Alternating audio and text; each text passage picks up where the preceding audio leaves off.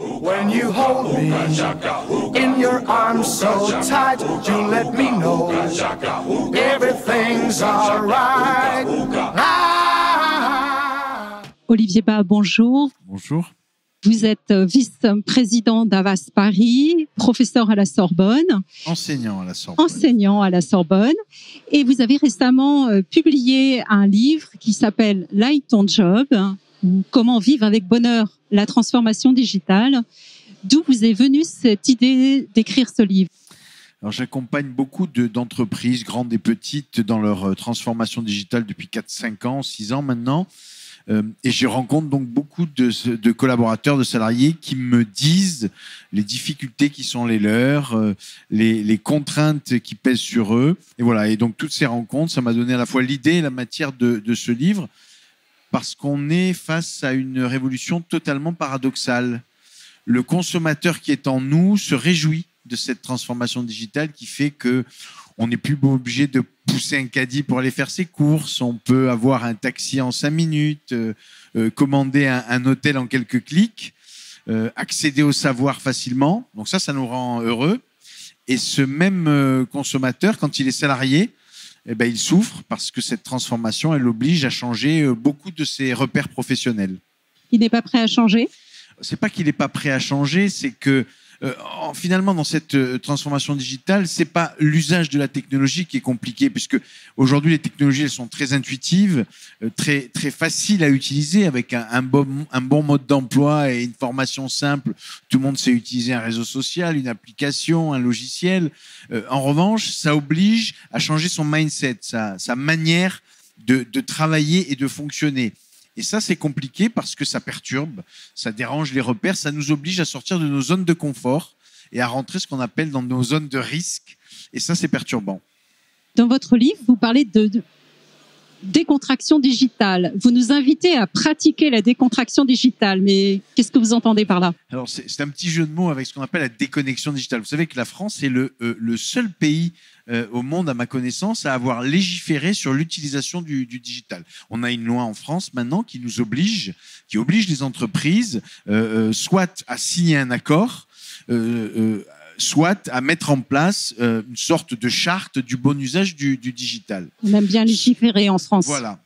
Sauf que moi, je pense que l'utilisation que nous avons du digital est liée à nos propres comportements personnels. Et en fait, la manière de se comporter dans le digital ou avec le digital, c'est la même manière de se comporter dans la vie tout court. Je vais prendre un exemple. Moi, quand un manager envoie à 22 heures un mail à un collaborateur, un mail injonctif, soit pour lui rappeler quelque chose qu'il n'a pas fait, soit pour lui mettre de la pression pour le lendemain, déjà, je pense que ces managers devraient être punis pour crime contre l'intimité. Mais surtout, je crois que ce manager, il a les mêmes comportements dans la vie. Je pense qu'il doit se comporter avec ses équipes de manière assez maltraitante, digitale ou pas. Et donc, je pense qu'en légiférant, en posant une loi, on ne règle pas le problème. Pour moi, on peut le régler avec ce que j'appelle la décontraction digitale, c'est-à-dire une prise de recul dans l'utilisation des nouvelles technologies, être moins connecté, passer du temps à autre chose qu'à surfer. Voilà, toute une série de choses qui font qu'on est plus en décontraction, qui est un mélange pour moi de reprise en main de sa vie et de lâcher prise par rapport aux technologies. Lâcher prise. Oui. Vous dites aussi, vous aimez dire que notre envie crée notre valeur. Ah, oui, notre envie de créer notre valeur, parce que je pense que le monde digital fait de nous des hamsters dans une roue. En fait, le digital, c'est l'illusion de la vitesse, comme l'alpha et l'oméga.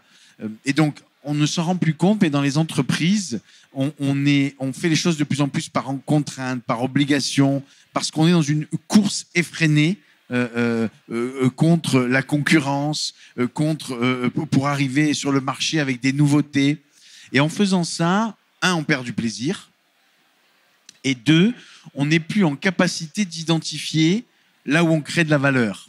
Et donc, je pense qu'il y a un lien très fort entre le plaisir et la valeur. Je pense que quand on fait les choses avec plaisir, avec conscience que ce qu'on fait est utile, qu'on les fait parce que ça fait sens, alors on prend du plaisir et on crée de la valeur. Et quand on court, sans plus se poser de questions sur pourquoi on court, je crois qu'on ne prend plus de plaisir et on ne crée plus de valeur. Il y a une notion sur laquelle j'aimerais que vous reveniez. Vous en parlez pas mal dans votre livre. C'est la notion de collaboratif.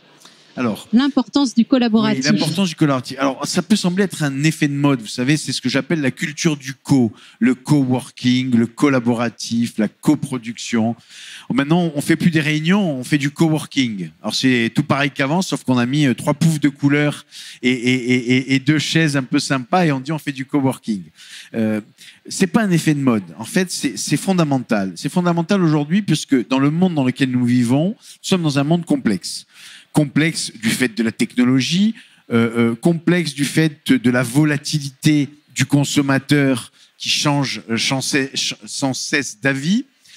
Et donc, aujourd'hui, une seule expertise ne peut pas traiter les problèmes complexes. Il faut associer les expertises. Il faut que des métiers complètement différents travaillent ensemble.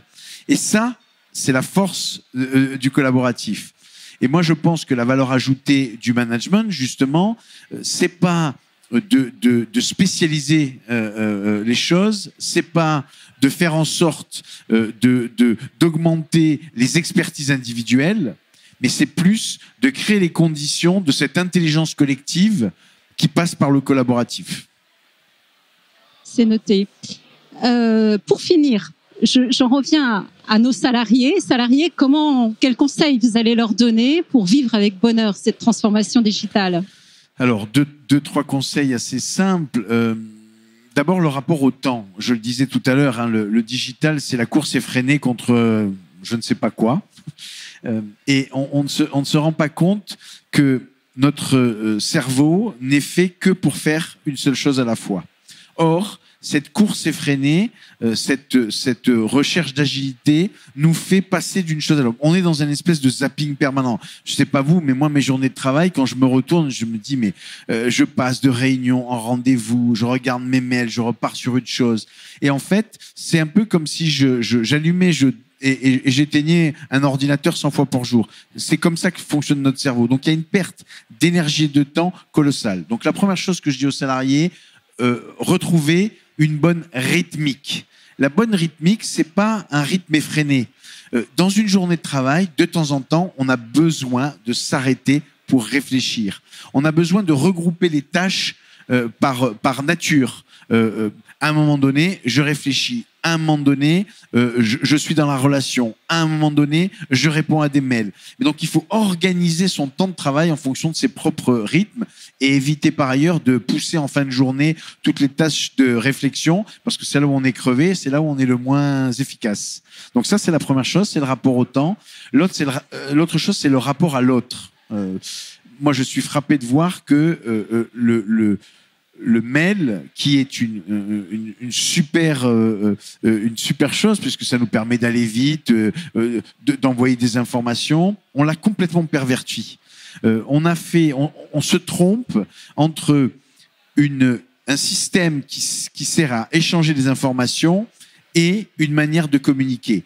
Le mail, ça sert à échanger une information courte, fonctionnelle, rapidement, mais ça ne peut pas se substituer à la discussion, à la relation, à l'échange.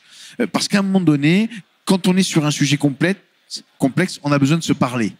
Et donc moi, j'observe dans les entreprises, et une phrase fantastique, hein, dans les ascenseurs, les gens se disent maintenant, est-ce que tu as lu mon mail? Alors qu'avant, ils se disaient parlons-nous.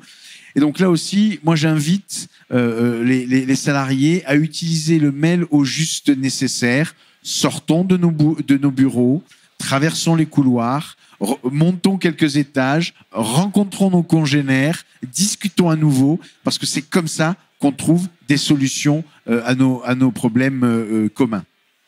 Et puis, troisième chose, c'est l'injonction dans la forme. On ne s'en rend plus compte, mais lorsqu'on écrit des mails, notamment, ils sont sans formule ni préambule. Ils sont secs et froids. Et on n'imagine pas quelqu'un qui reçoit un mail comme ça. Parfois, c'est comme un coup à l'estomac. On a tous eu cette impression. On regarde notre smartphone, on allume le mail et on prend ce mail avec beaucoup de violence parce qu'on s'y attend pas. Parfois, d'ailleurs, on répond avec autant de violence et il y a un effet boomerang que ça nous revient toujours. Et donc, il faut mettre de la forme. C'est pas parce que l'échange est électronique qu'il faut pas mettre de la forme. On parle beaucoup de la fake news sur les réseaux sociaux. Moi, je crois qu'il y a quelque chose qui est pire que la fake news, c'est la flip news. Vous voyez, c'est ce mail qu'on reçoit effectivement de manière injonctive. On sait même pas pourquoi on le reçoit. On est pris à partie pour un sujet qui ne nous concerne pas. Voilà. Donc ça, c'est le troisième conseil que je donnerais. Évitons les flip news et les formules froides et mécaniques dans nos échanges de mails. Très bien. Un dernier conseil? Un dernier conseil, si juste une petite chose toute bête. N'allumez votre smartphone ou votre ordinateur qu'à partir de 8h30 ou 9h le matin et éteignez-le à partir de 19h et il va se passer un truc extraordinaire, c'est que pendant ce temps, vous ne regarderez pas vos mails, il ne se passera rien de grave dont vous serez responsable et vous pourrez dormir en paix. Voilà. Olivier, merci beaucoup pour votre intervention. Beaucoup. Merci de nous avoir fait le plaisir de venir à Agrovif cette année. Merci beaucoup. À bientôt. Merci.